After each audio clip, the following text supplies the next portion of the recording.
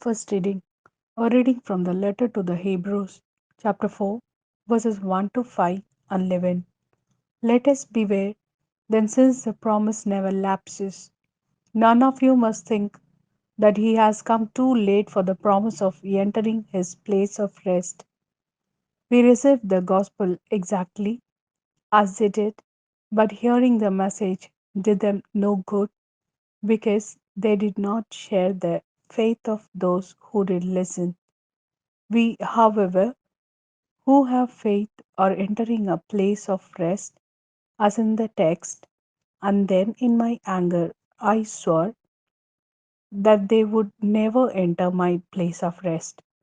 Now God's work was all finished at the beginning of the world, as one text says, referring to the seventh day, and God rested on the seventh day after all the work he had been doing. And again, the passage above says, they will never reach my place of rest. Let us then press forward to enter this place of rest, or some of you might copy this example of refusal to believe and be lost. This is the word of Lord. Thanks be to God. A reading from the Gospel according to Mark, chapter 2, verses 1 to 12.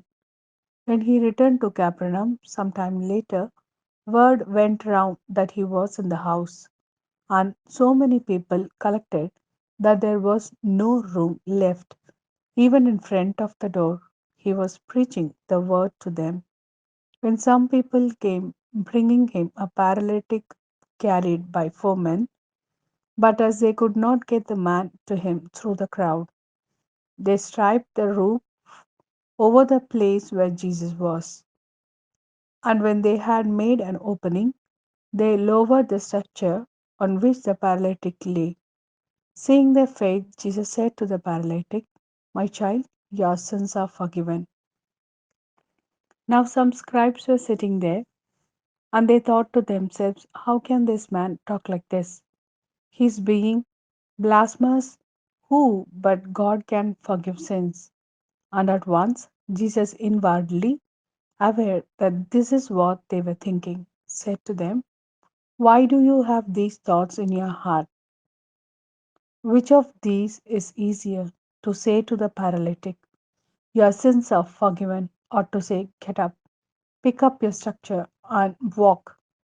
But to prove to you that the Son of Man has authority to forgive sins on earth, he said to the paralytic, I order you, get up, pick up your structure, and go off home.